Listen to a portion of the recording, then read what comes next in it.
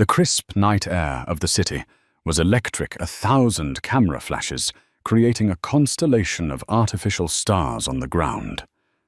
This was the Zenith Gala, an event where fortunes were made and reputations were shattered with a single whispered comment. Tonight, Connor Prescott, a man who built his empire on audacity and ruthlessness, decided to shatter a reputation he thought he owned his wife's. He would utter words so cruel, so publicly devastating, that the gasps of the elite would be heard across the city. What he didn't know, what no one knew, was that his wife's real story wasn't ending. It was just beginning, and her grand entrance was only seconds away. The ballroom of the Grand Sovereign Hotel was a symphony of excess. Crystal chandeliers, each the size of a small carriage, dripped light onto a sea of designer gowns and bespoke tuxedos. The air, thick with the scent of expensive perfume and blooming peonies, hummed with the low thrum of powerful conversations. Deals worth millions were being sketched onto cocktail napkins. Alliances were being forged over flutes of vintage champagne, and social hierarchies were being ruthlessly enforced with the subtlest of glances. At the center of one of the most powerful vortexes in the room stood Connor Prescott. He was a man carved from ambition and polished by success. His suit a custom. Tom Ford fit his broad shoulders perfectly, and his smile a practiced weapon flashed with predatory charm. He was the CEO of Prescott Holdings, a real estate behemoth that had devoured half the city's skyline. Tonight he was being honored with the Visionary of the Year award, and he bathed in the adulation like a king in sunlight. Tailing him a pace and a half behind, as always, was his wife, Beatrice. To the glittering assembly, Beatrice Prescott was little more than a beautiful, silent accessory. She was dressed in a tasteful but unremarkable navy blue gown by a designer no one was clamoring to identify. Her auburn hair was styled in a simple chignon, and her jewelry, though clearly expensive, was demure.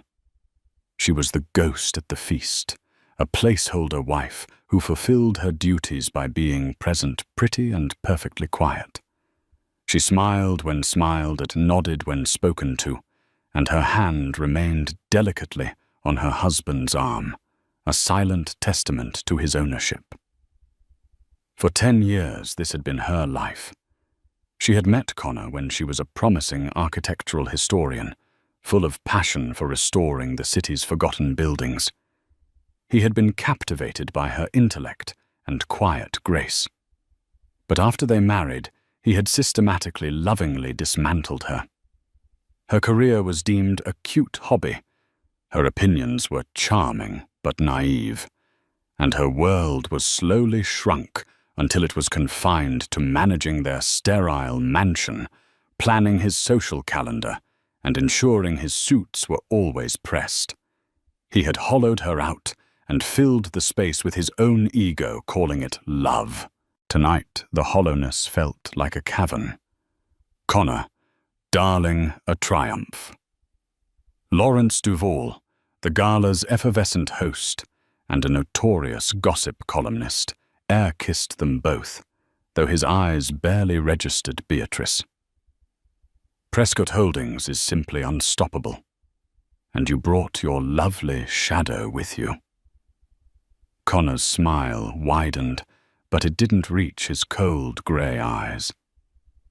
She's a testament to tradition, Lawrence. A supportive wife is the bedrock of any great man's success. Wouldn't you agree? He gave Beatrice's arm a proprietary squeeze, a gesture that looked affectionate to the world, but felt like a vice to her. She offered a tight, practiced smile. Congratulations on the award. Connor, it's well deserved. Her voice was soft, barely a murmur above the din. He ignored her, turning back to Lawrence. The Zenith Tower project is breaking ground next month. We're changing the face of this city." As he spoke, a younger woman slinked towards their circle. Her name was Lena Petrova, a model with eyes like chips of ice and a body that was currently poured into a shimmering, backless silver dress. She was Connor's latest and least discreet indiscretion. For months, the tabloids had been rife with photos of them leaving exclusive restaurants, boarding his private jet, their hands intertwined. Connor had never bothered to deny it. He seemed to relish the scandal. Lena slid up to Connor, completely ignoring Beatrice, and placed a perfectly manicured hand on his chest. "Connie, darling, you've been avoiding me." She purred, her voice a throaty whisper that carried an implicit promise. The circle of conversation went quiet. Everyone watched a delicious, high-stakes drama playing out before their very eyes. This was better than the auction, better than the award ceremony. This was raw social carnage.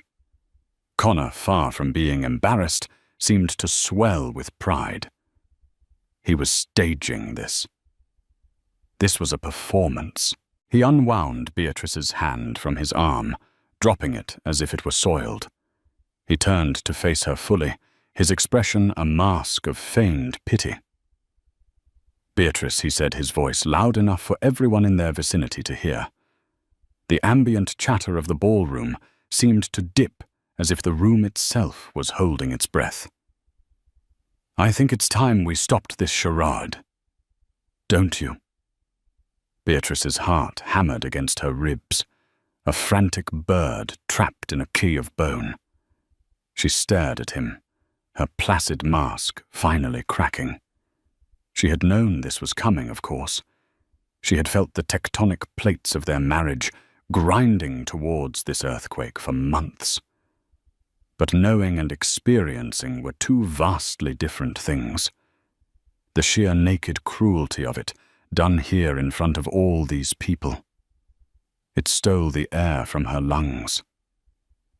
"What are you talking about, Connor?" She managed, her voice trembling slightly. He let out a short, dismissive laugh. "Oh, please. Don't play the wounded dove. It's a tired act." He gestured vaguely at her. "Look at you. You're a relic, a placeholder. I need a woman who shines, who stands beside me as an equal in power and presence." He then dramatically pulled Lena to his side, wrapping an arm around her waist. "Like Lena. She understands the world we live in. She isn't afraid to take what she wants." The humiliation was a physical force, pressing in on Beatrice from all sides. She could feel hundreds of pairs of eyes on her, some pitiful, some gleeful, all judging. She saw Connor's business partner, Desmond Shaw, wince from across the room, a flicker of disgust on his face before he looked away. "Our marriage?" Connor continued, his voice booming with theatrical finality, "has been a business arrangement for years, and I'm afraid, my dear, your contract has expired. You've become a liability. A boring, predictable, utterly passionless liability." He leaned in, his voice dropping to a conspiratorial whisper that was somehow more venomous than his public proclamation. "My lawyers will be in touch tomorrow. Don't make a scene. Just fade away. It's what you're good at." With that, he turned his back on her. He took Lena's hand, raised it to his lips for a gallant kiss, and steered her towards the main stage where he was due to accept his award. The crowd parted for them, a mesmerized sea of whispers and shocked expressions. Beatrice stood alone in the space they had vacated. The circle of onlookers broke its members, scattering like roaches in the light, eager to spread the gossip. She was a pariah, a social leper. The camera flashes once aimed at the power couple now focused solely on her, capturing every detail of her public execution. Her composure, the carefully constructed dam that had held back a decade of quiet desperation, was crumbling. A single tear escaped, tracing a hot, shameful path down her cheek. She felt a hand on her shoulder and flinched, turning to see her driver, a man who had worked for them for 5 years, looking at her with profound pity. "Ma'am," he said softly, "should I bring the car around?" The car. Connor's black Mercedes. Her ride home to the empty mansion that had been her prison. The thought was unbearable. To leave like this, a discarded object, was to validate everything he had just said about her. She took a deep, shuddering breath, straightened her spine, and wiped the tear from her face with the back of her hand. Her eyes, which had been downcast and vacant for so long, suddenly ignited with a cold, clear fire. "No, Thomas," she said, her voice impossibly calm and steady. "That won't be necessary." She turned her gaze from the pitying driver to the grand entrance of the hotel, just as Connor was stepping onto the stage to a round of thunderous, hypocritical applause. She looked at the red carpet, at the throng of reporters and paparazzi still clustered outside, hungry for the next big arrival. And right on cue it came. The collective attention of the paparazzi who had been feasting on the scraps of Beatrice's humiliation was suddenly wrenched away.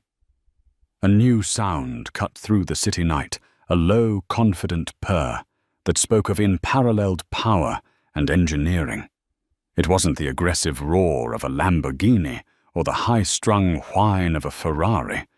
It was smoother, deeper, more profound. It was the sound of old money, of quiet authority. A vehicle was pulling up to the curb, moving with a regal slowness that commanded attention. It was a Rolls-Royce Phantom, but not just any Phantom. This was a bespoke model, painted in a shade of midnight blue, so deep it seemed to drink the light around it. The finish was flawless, the chrome accents gleaming like liquid silver under the streetlights. Its iconic Spirit of Ecstasy hood ornament seemed to carve a path through the very air. This wasn't a car, it was a statement. It made every other luxury vehicle on the street look like a cheap toy. A hush fell over the reporters. Whispers broke out. Who was this? No one on the guest list was slated to arrive in such a vehicle. The tech billionaires, the oil tycoons, the Hollywood legends, they had all been accounted for. This was someone new. Someone more important. Inside the ballroom, the sound of Connor's acceptance speech began to falter. The guests nearest the entrance were turning their heads, their curiosity piqued by the commotion outside. Even from the stage, holding his heavy crystal award, Connor could sense the shift in the room's energy. His audience was being stolen from him. Annoyance flickered across his face. Beatrice remained perfectly still, a statue in the eye of the storm. Her gaze was locked on the vehicle outside. Her expression was unreadable, a calm, placid lake after a violent tempest. The Rolls-Royce came to a silent, perfect stop. The chauffeur, dressed in a crisp, dark grey uniform, exited the driver's side and moved with brisk efficiency to the rear passenger door. But he didn't open it. He stood at attention, waiting. Instead, the other rear door opened. Out stepped a man who was the human equivalent of the car he arrived in. He was in his early 60s, with a mane of distinguished silver hair and a face that spoke of sharp intelligence and zero tolerance for foolishness. He wore a Savile Row suit that was understated, yet screamed its expense. This was Mr. Gideon Cole, a man whose name was a legend in the highest echelons of corporate law and private equity, though he was so discreet and powerful that his face was known to only a select few. He shut the door behind him with a solid, definitive thump. He scanned the crowd of reporters with a look of withering disdain, and they instinctively took a step back. Their cameras momentarily lowered. He adjusted his cufflinks, his movements precise and deliberate, and then he began to walk towards the entrance of the ballroom, his expensive leather shoes making no sound on the plush red carpet. The hotel's head of security, a burly man named Peterson, moved to intercept him. "Sir, I'm sorry this is a private event." Your name, Gideon Cole, didn't even break his stride. He looked past the guard as if he were a piece of furniture. "I'm not here for the event. I'm here for my employer." His eyes swept over the opulent lobby and found their target. They landed on Beatrice. The entire lobby, which had been buzzing with gossip about the Prescott implosion, fell completely silent. All eyes followed Gideon's gaze. They saw him look past the titans of industry, past the society doyenne, past the mayor himself, and fix his attention on the discarded wife, the invisible woman standing alone in her simple navy dress. Gideon walked directly to her. He stopped a respectful 2 feet in front of her and gave a slight formal bow of his head.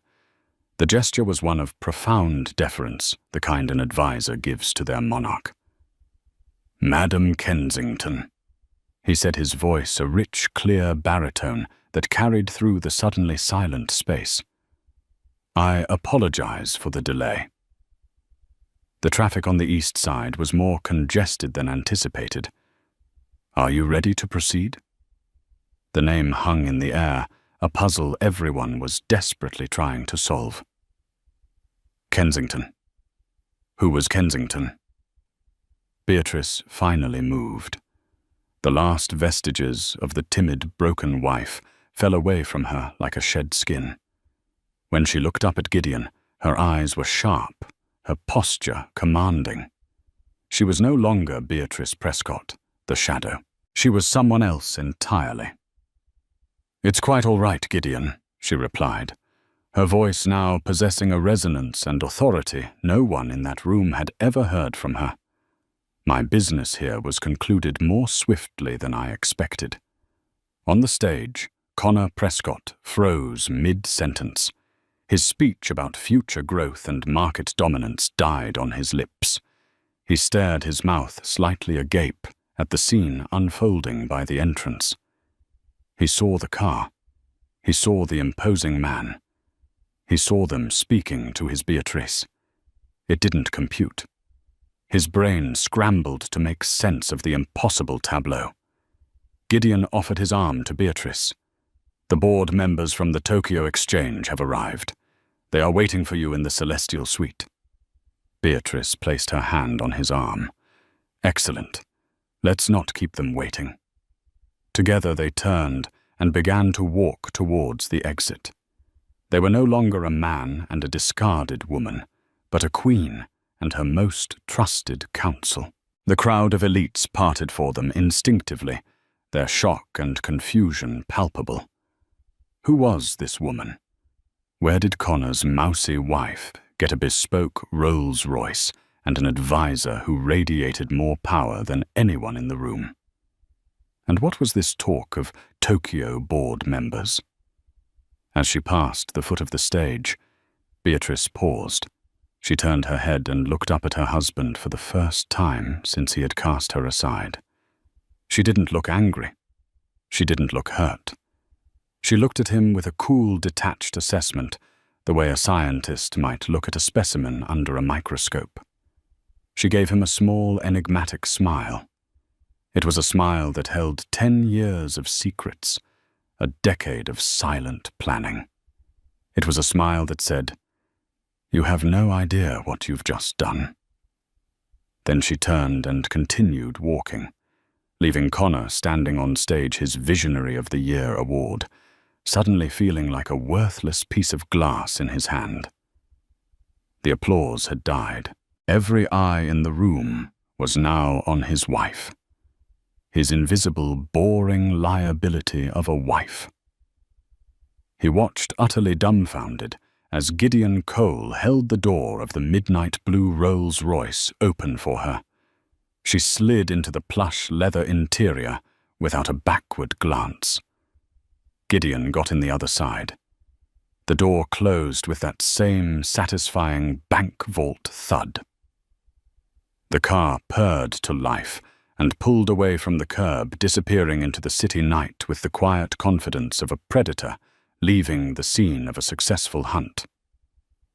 Connor Prescott stood alone on his stage of triumph, utterly and completely eclipsed.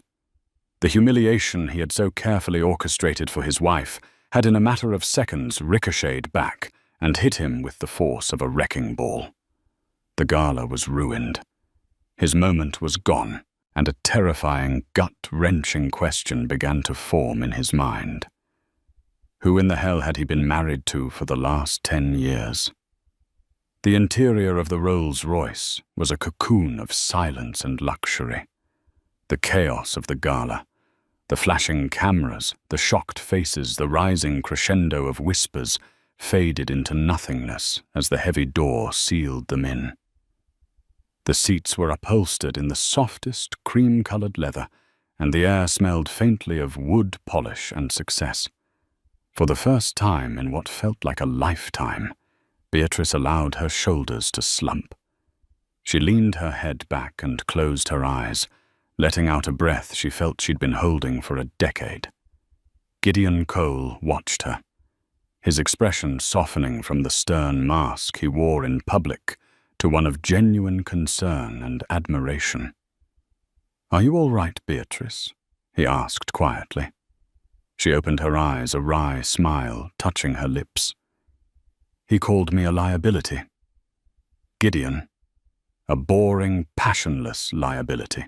She laughed, a short, sharp sound, devoid of humor. "If he only knew." "He will," Gideon assured her. "Very soon. Everything is in place." The story of Beatrice Kensington did not begin 10 years ago when she married Connor Prescott. It began much earlier in a dusty, book-filled library under the tutelage of her grandfather, Alistair Kensington. Alistair was not just a historian. He was a titan of industry from a bygone era. The founder of the Kensington Trust, a global investment firm so powerful and discreet it operated in the shadows. Its influence felt in ripples rather than waves. He had built an empire on patience, strategy, and the unerring ability to see value where others saw none, in derelict buildings, in failing companies, in overlooked people. He had raised Beatrice after her parents died, instilling in her his sharp mind and his quiet, observant nature. While other girls her age were at debutante balls, Beatrice was in boardrooms listening silently as her grandfather negotiated multi-billion-dollar deals. He taught her to read a balance sheet like a novel and to understand the intricate dance of corporate warfare. Her passion for architectural history wasn't a whim. It was a manifestation of his teachings to see the hidden structure, the foundational strength beneath a crumbling facade. When she met Connor, she was managing a $20 million restoration project for the Trust, though her involvement was, as always, anonymous. Connor, an up-and-coming developer, was brash, ambitious, and utterly captivating. He saw her brilliance, but he misinterpreted it. He saw it not as something to respect, but as something to possess. And Beatrice, young and yearning for a life outside her grandfather's gilded but lonely world, fell for him. Alistair had warned her. "This man doesn't want a partner, my dear." The old man had said, his eyes wise and sad. "He wants a beautiful painting to hang on his wall.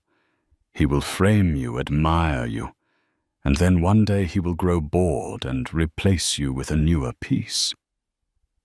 She hadn't listened. She truly believed she could be both Beatrice Kensington's secret heiress and brilliant strategist, and Beatrice Prescott loving wife. For a time she was. In the first year of their marriage, she anonymously fed Connor information, guiding his fledgling company towards lucrative deals, helping him build his empire from the shadows. He attributed his Midas touch to his own genius, never once questioning the lucky tips or gut feelings that always paid off.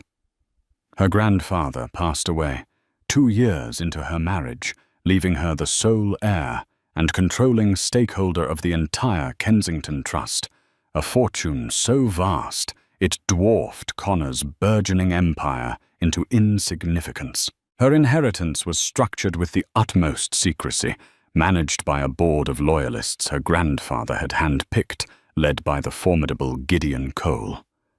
It was then that Connor began to change. With his success cemented his need for her charming opinions lessened. He began to resent her intelligence, to belittle her interests. He wanted a trophy, not a consultant. And so, for the sake of her marriage, for the quiet life she thought she wanted, Beatrice began to fade. She packed away her brilliance like a set of old silverware, bringing it out only in secret late at night in her private study, where she continued to run one of the world's most powerful investment firms through a series of encrypted networks and proxies, all under the simple anonymous moniker B. Kensington. The discovery of Connor's first affair 4 years ago had been the turning point. It wasn't the betrayal that broke her heart. It was the realization that her grandfather had been right. She was just a painting on his wall, and he was already shopping for a new one. But she didn't cry. She didn't confront him.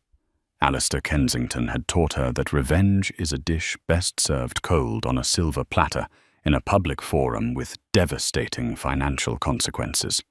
So she began to plan. Her first move was to use the Trust's immense resources to investigate every facet of Connor's life and business. She discovered his finances were a house of cards built on risky loans and inflated valuations. His Zenith Tower project, the jewel in his crown, was leveraged to the hilt. He was desperate for a massive infusion of capital, and he had been courting a mysterious foreign investor for months. That investor, of course, was B. Kensington. Her second move was Lena Petrova. Beatrice had found the aspiring model during a deep dive into Connor's expenditures. Lena was struggling in debt and had a fierce, ambitious intelligence that Connor mistook for simple greed. Beatrice, through a third party, made Lena an offer she couldn't refuse: a multi-million-dollar trust fund and a legitimate modeling contract in exchange for becoming Beatrice's eyes and ears. Lena was to play the part of the devoted mistress, all while feeding every bit of Connor's pillow talk, every secret business plan, every panicked late-night phone call directly back to Beatrice. It was Lena who confirmed just how precarious Connor's financial situation was. It was Lena who reported that Connor was planning to publicly divorce Beatrice at the Gala, believing the scandal and his new arm candy would make him appear more virile and powerful to the investors he was trying to woo. The final piece was the Gala itself. Beatrice had orchestrated the entire evening. Using her influence as B. Kensington, she had leaned on the event committee to ensure Connor won the Visionary of the Year award, inflating his ego to its most spectacular and vulnerable point. She knew he would be unable to resist such a perfect stage for his grand betrayal. Lena performed her role admirably. Gideon commented, pulling Beatrice from her reverie as he checked a message on his phone. She has already transferred the recordings of Mr. Prescott's recent phone calls. It seems he was attempting to illegally short-sell stock in a rival company using insider information. The SEC will be most interested. Beatrice nodded, a cold satisfaction settling in her. He always was sloppy when he got arrogant. The Rolls-Royce didn't go to the Celestial Suite. There were no board members from Tokyo. That was merely a line for the theater of the ballroom. Instead, the car wound its way through the city streets until it pulled up before a magnificent, restored brownstone in the city's most exclusive historical district. This was her home. Not the cold, modernist mansion she shared with Connor, but a building she had personally bought and restored years ago. Her first secret act of defiance. It was her sanctuary, her war room. Inside a team was waiting. Analysts, lawyers, and public relations experts looked up from a bank of monitors as she entered. The screens were filled with data streams, stock tickers, and news feeds, all tracking the fallout from the gala. A young woman with a headset hurried over. "Madam Kensington, the initial reports are flooding in. Mystery woman upstages Prescott. Prescott's wife's shocking exit. The narrative is shifting entirely in your favor. We're amplifying it through our partner networks now." Beatrice took off the simple wrap that had accompanied her navy dress. Underneath the dress was a canvas. Her team was her armor. "What's the status of Prescott Holdings' stock in after-hours trading?" A man at a large monitor answered. "It's already down 9%, based on the rumors alone. When the markets open in Tokyo, in 2 hours, your short positions will activate. By the time New York wakes up, his net worth will have been cut in half." Beatrice walked to the large window overlooking the quiet, tree-lined street. The city lights glowed in the distance. For 10 years, she had lived in the shadows, letting a lesser man take credit for her intellect and diminish her worth. She had played the part of the ghost, the placeholder, the liability. No more. "Gideon," she said, her voice ringing with newfound clarity. "Prepare the offer. I want to buy the controlling interest in Prescott Holdings." Gideon smiled. "I already have it drafted. I assume you wish to purchase it for a significant discount." Beatrice watched a lone taxi drive down the street below. "No," she replied. "I want to buy it for pennies on the dollar. I'm not just taking back my life, Gideon. I'm taking back my city, and I'll do it using the ruins of the empire he thought he built." The architect was finally ready to unveil her own design. The sun rose over the city, its golden light glinting off the glass and steel of the skyscrapers, towers that, until last night, Connor Prescott had considered his kingdom. This morning, however, the light felt accusatory. It streamed into his penthouse office on the 80th floor of the original Prescott Tower, illuminating the chaos of his mind. He hadn't slept. After stumbling off the stage in a daze, he had been hounded by reporters, their questions a barrage of machine gun fire. Who was that man? Mr. Prescott. "What is Kensington? Is your wife leaving you for someone richer?" He had pushed through them, his face a thunderous mask, and fled. His calls to Beatrice's phone went straight to a disconnected message. The GPS tracker on her car showed it hadn't moved from the hotel garage. She had vanished. He paced his office, a caged animal. The Crystal Award from the Gala sat on the edge of his massive mahogany desk, mocking him. His triumph had turned to ash in his mouth. He replayed the scene over and over, the Rolls-Royce, the deferential silver-haired man, and Beatrice's final chilling smile. It was impossible. Beatrice was Beatrice. She organized dinner parties. She picked out his ties. She didn't have powerful friends or secret resources. Her family was long gone. Her inheritance had been a modest sum they'd used for a down payment on their first home. Or so he thought. His intercom buzzed, startling him. "Mr. Prescott." His assistant's nervous voice crackled through. "Mr. Shaw is here to see you. He says it's urgent." "Send him in." Connor barked. Desmond Shaw entered, his face grim. Desmond was his partner, the steady, cautious numbers man to Connor's daring visionary. He was also the closest thing Connor had to a friend, though their relationship was built more on mutual profit than genuine affection. "What a mess," Connor Desmond said, foregoing any pleasantries as he loosened his tie. "The board is in a panic. Our primary lenders have already called an emergency meeting for this afternoon. The gossip from the Gala is everywhere, and the uncertainty is spooking the market. Our pre-market stock is in free fall." Connor waved a dismissive hand. "It's a domestic squabble, Des. It'll blow over. I'll release a statement. We'll say she had a breakdown, that she's emotionally unstable. We'll control the narrative." Desmond stared at him aghast. "A breakdown?" "Connor, did you see that car? Did you see the man she was with? That was Gideon Cole." The name meant nothing to Connor. "Who?" "Gideon Cole." Desmond repeated, his voice strained with disbelief at Connor's ignorance. "He's the lead counsel and primary operator for the Kensington Trust. He's a ghost, a legend. He manages one of the most powerful and secretive private equity firms on the planet. They operate with complete anonymity. If he shows up personally, it's because something monumental is happening."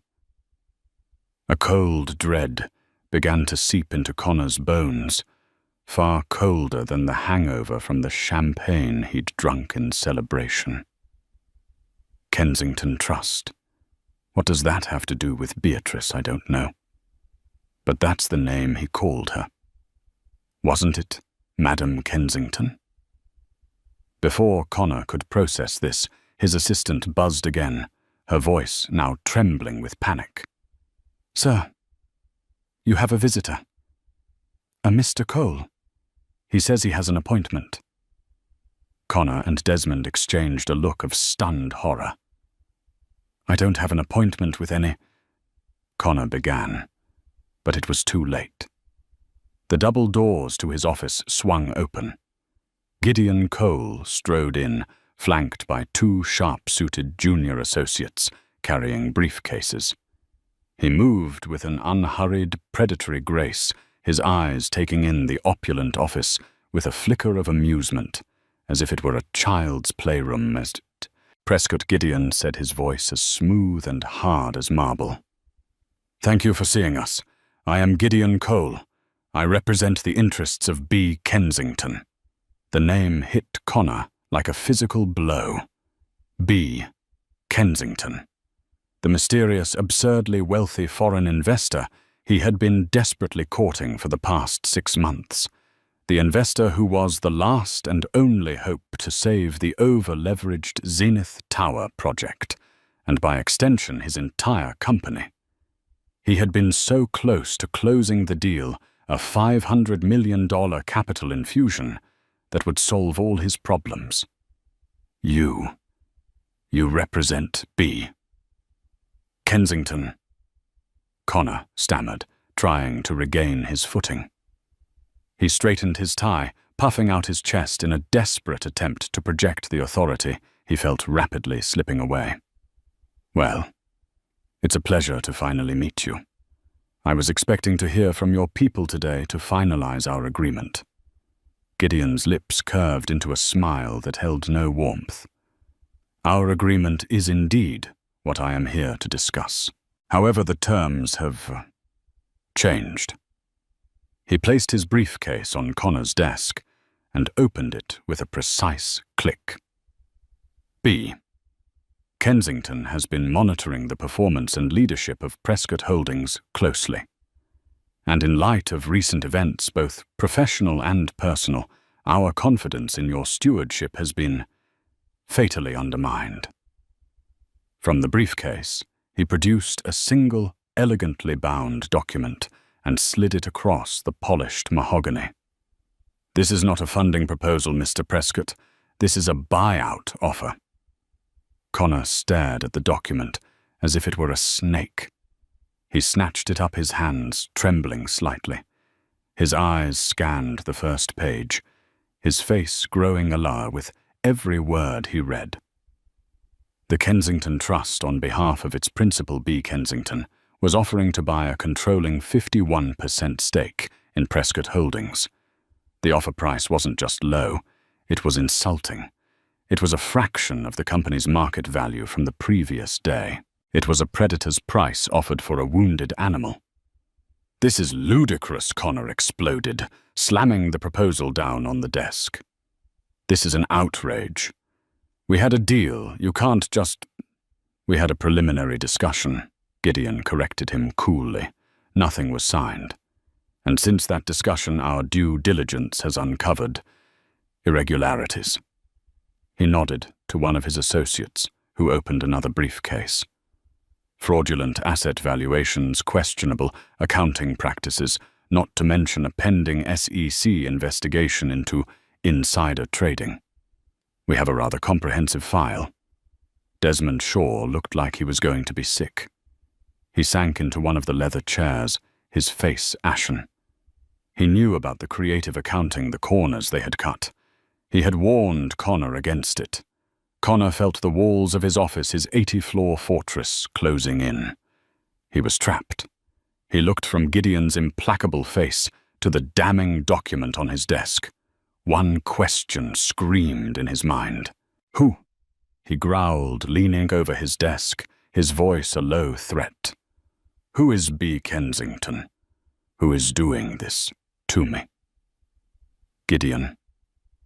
Cole allowed the silence to stretch to fill the room with Connor's impotent fury. He savored the moment, the culmination of a 4-year plan. "I believe you know her," he said softly. "You called her predictable, boring, a liability." The realization dawned on Connor, not like a sunrise, but like a building collapsing on top of him. The blood drained from his face, leaving behind a mask of pure, unadulterated shock. B. Kensington. Beatrice. His Beatrice. The mousy, quiet woman he had discarded like trash. The intercom buzzed for a third time. His assistant's voice was barely a whisper. "Mr. Prescott, your mother." "Mrs. Margaret Prescott is on line 1. She says the family accounts have been frozen." Gideon Cole simply smiled. "Ah, yes. We did that an hour ago. Collateral. It was all in the prenuptial agreement he made her sign, the one his own lawyers drafted to protect his assets." He looked directly at Connor, his eyes glinting with triumph. "Your wife, Mr. Prescott, is a most meticulous reader of the fine print." Connor. Prescott, the visionary of the year. The king of the city skyline finally understood. He hadn't just divorced his wife. He had declared war on an empress, and he had just learned he was armed with nothing but a plastic fork. He collapsed into his chair, the billion-dollar view from his window, suddenly looking like a long, long way down. The news of Beatrice Kensington's hostile takeover of Prescott Holdings spread through the financial world like a wildfire. It was the story of the decade, the quiet, unassuming socialite who was secretly a corporate titan, orchestrating the public downfall of the husband who had scorned her. The media, which had feasted on her humiliation just a day before, now lauded her as a brilliant strategist, a feminist icon, a corporate avenger. Her face was on the cover of every financial journal, her story leading every news broadcast. She had not only controlled the narrative, as Connor had arrogantly planned to do, she had become the narrative. From her command center in the restored brownstone, Beatrice directed the assault with surgical precision. She didn't give a single interview. She didn't need to. The actions of the Kensington Trust spoke for themselves. They executed a classic bear hug maneuver, making the insultingly low offer public, while simultaneously releasing select, damaging pieces of information about Prescott Holdings' financial instability to key market influencers. The stock already wounded hemorrhaged value. Investors panicked. Lenders who had once tripped over themselves to finance Connor's projects were now calling in their loans. Connor, meanwhile, was in a state of escalating panic. His first reaction was denial, followed by rage. He stormed out of his office after Gideon Cole left, screaming at his assistant, vowing to fight this, to crush Beatrice. He called his lawyers, only to be told that the prenuptial agreement he'd forced on her was ironclad. It had a clause which he'd never bothered to read closely, stating that in the event of public infidelity leading to a divorce, any assets commingled or leveraged against shared property would be subject to review and potential seizure by the non-offending party's estate. His lawyers had assumed her estate was negligible. They had no idea it was the Kensington Trust. Beatrice had used his own weapon against him. His next call was to his mother. Margaret Prescott was a formidable woman, a steel magnolia who believed the Prescott name was sacrosanct. She had always treated Beatrice with a thinly veiled condescension, viewing her as a pretty but common addition to their dynasty. "This is an outrage," Margaret shrieked over the phone. "That little gutter snipe is freezing my accounts. The ones your father left me.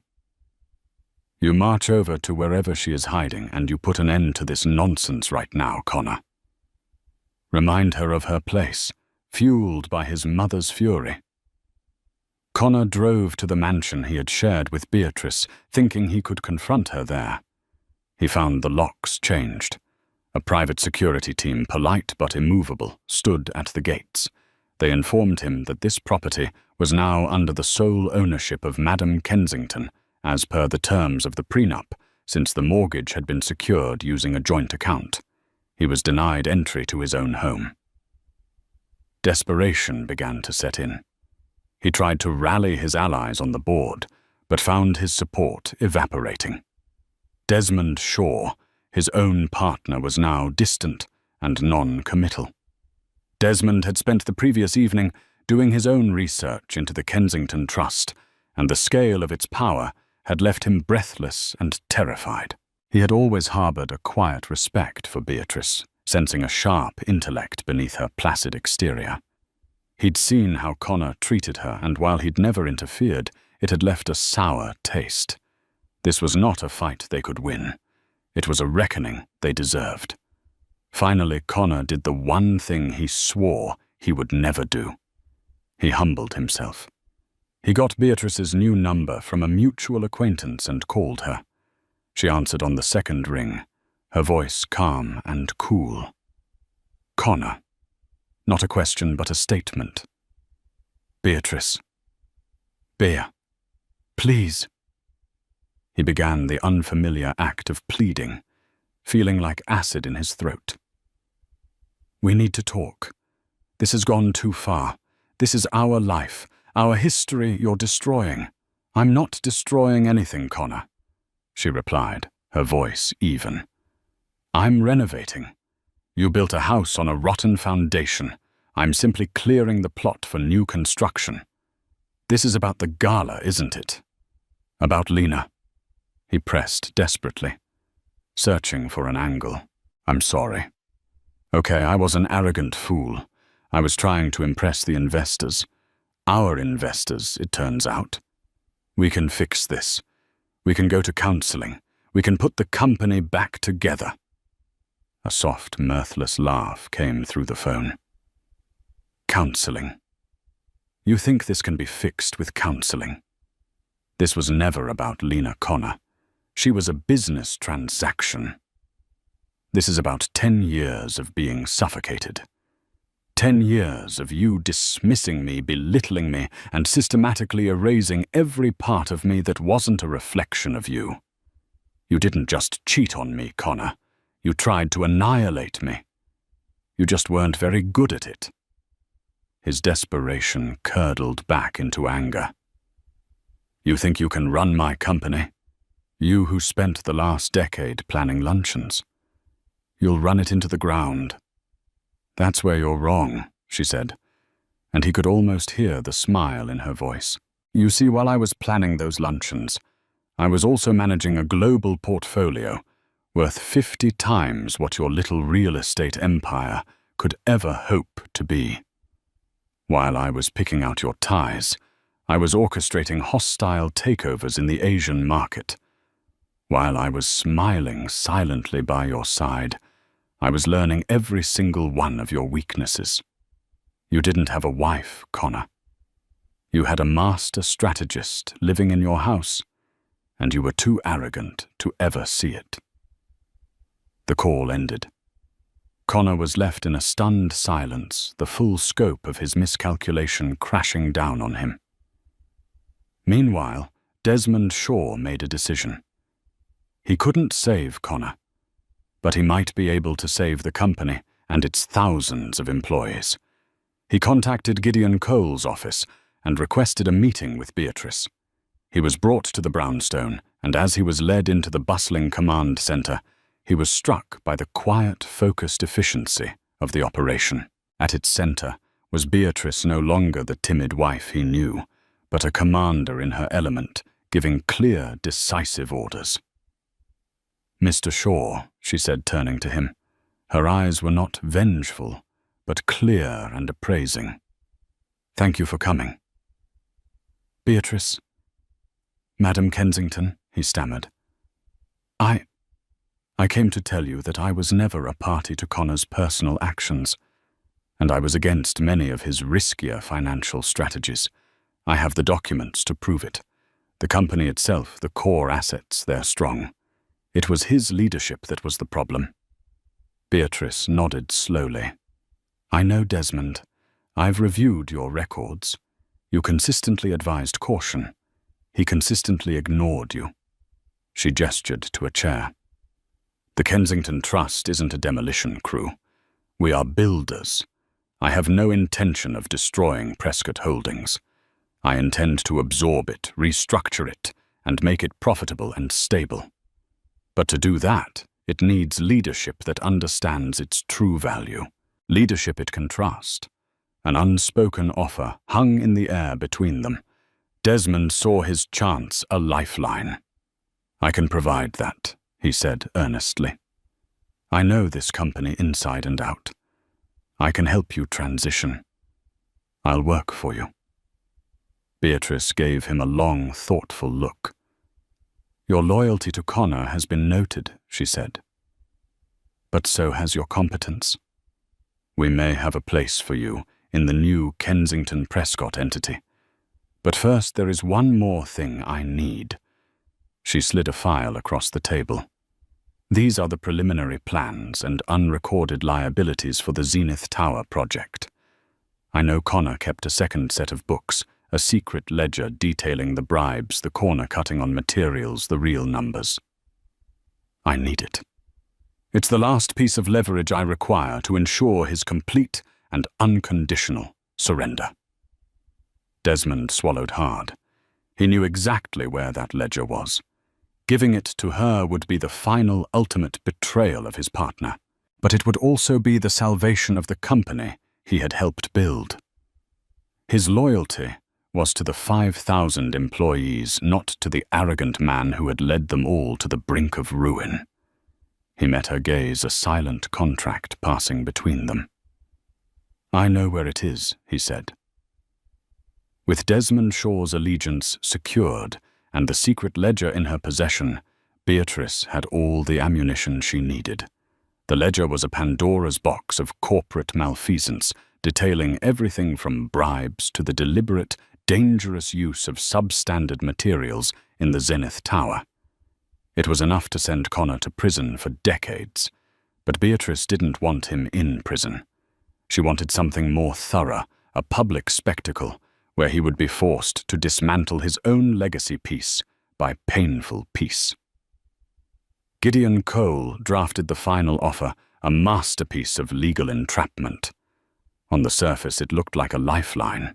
The Kensington Trust would purchase the Zenith Tower project, injecting Prescott Holdings with enough capital to stabilize it.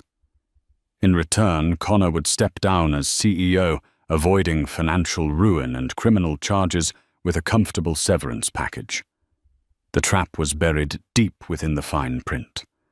By signing, Connor was legally bound to preside over a final press conference and give a full and frank accounting of his failures, reading from a prepared statement drafted by Beatrice's team.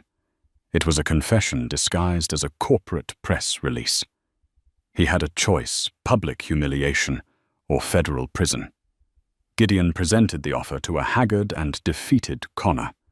The moment he heard he could avoid prison and walk away with millions. A flicker of the old arrogance returned. He saw an escape route, a way to spin this. He could rebuild. "He has to read a statement," his lawyer asked, frowning at the clause. A formality Gideon said smoothly, showing him a heavily redacted version. The final text will be provided on the teleprompter. Blinded by greed and desperation, Connor didn't care about some boring speech.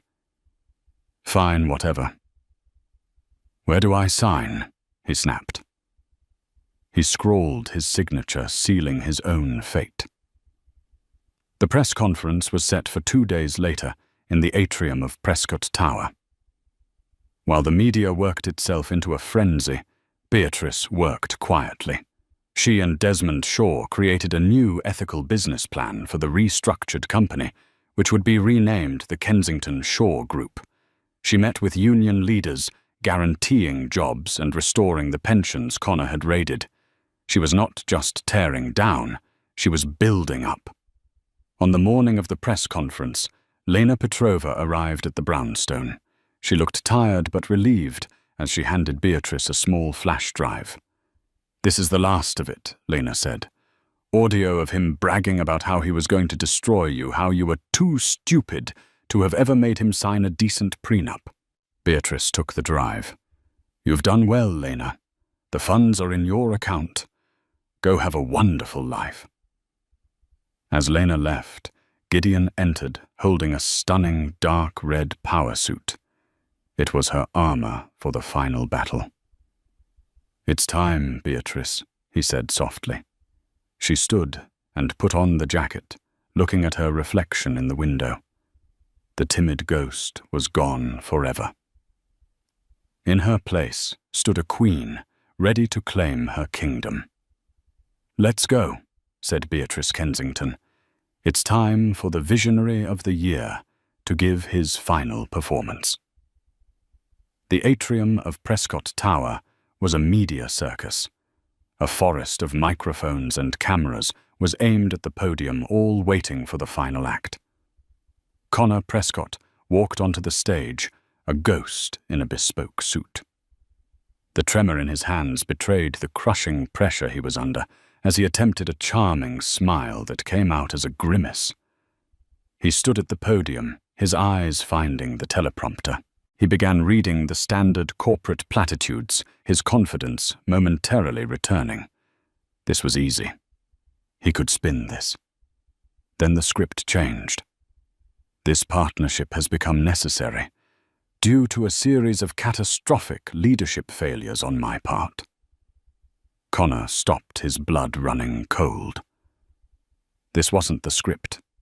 He looked for his lawyers, but saw them locked in a hushed conversation with Gideon Cole, who simply smiled. He was trapped. He had signed a legally binding contract. If he stopped, the deal was off, and the full weight of the ledger would come crashing down. Sweat beaded on his forehead.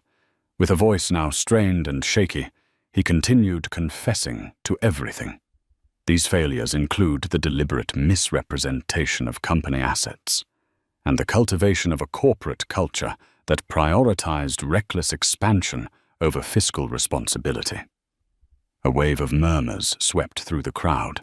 My ambition led me to approve cost-cutting measures that could have endangered public safety. I was derelict in my duty. He was reading his own corporate obituary. Just as he thought the humiliation couldn't deepen, a set of doors opened.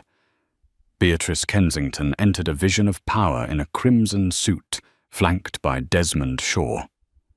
The cameras swiveled from the broken man on stage to the formidable woman who had replaced him.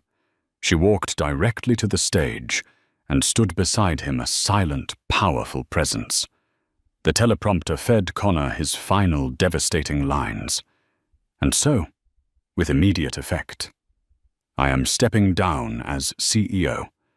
I leave the company in the capable hands of its new leadership.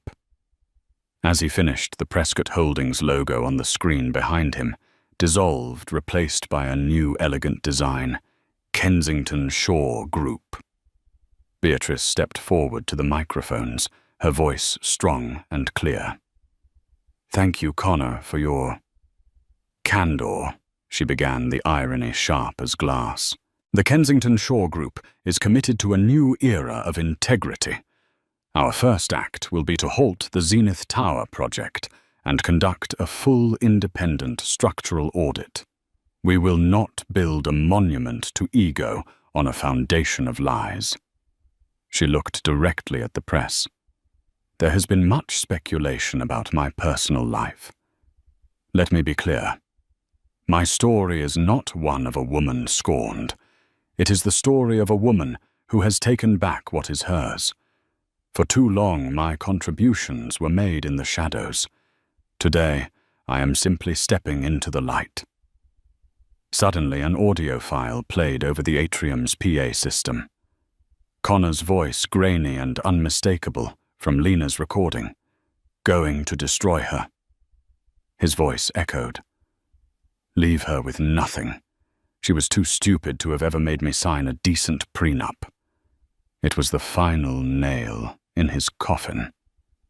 The last shred of public sympathy vanished. Beatrice let the recording play for a few more seconds before signaling for it to be cut. She looked at the hollowed-out shell of the man beside her, feeling not hatred, but a quiet, final sense of closure. She leaned towards the microphone for her last words. "Some men believe a woman's place is in their shadow. They are mistaken. Her place is on the throne." She turned and walked off the stage with Desmond, leaving Connor alone in the blinding glare of the camera flashes. His empire was gone, his name disgraced. He had tried to publicly humiliate his wife and had instead orchestrated his own spectacular self-destruction. As Beatrice walked into her new future, she didn't look back once. And so the reign of Connor Prescott ended not with a bang, but with a forced, humiliating confession. He learned the hard way that the person you underestimate the most can often be the one holding all the cards. Beatrice's story is a powerful reminder that true strength isn't always loud and aggressive. Sometimes it's the quiet, meticulous patience of a brilliant mind waiting for the perfect moment to strike. She didn't just get revenge. She built a better future from the ashes of a toxic past, proving that the best way to overcome a bully is to buy his company and rewrite his legacy. What did you think of Beatrice's incredible takedown? Was it a masterclass in strategy or a cold, calculated revenge? Let us know your thoughts in the comments below. If you enjoyed this story of triumph and spectacular karma, please hit that like button. Share it with someone who loves a good story. And don't forget to subscribe to the channel for more tales of justice and dramatic twists. Thank you for listening.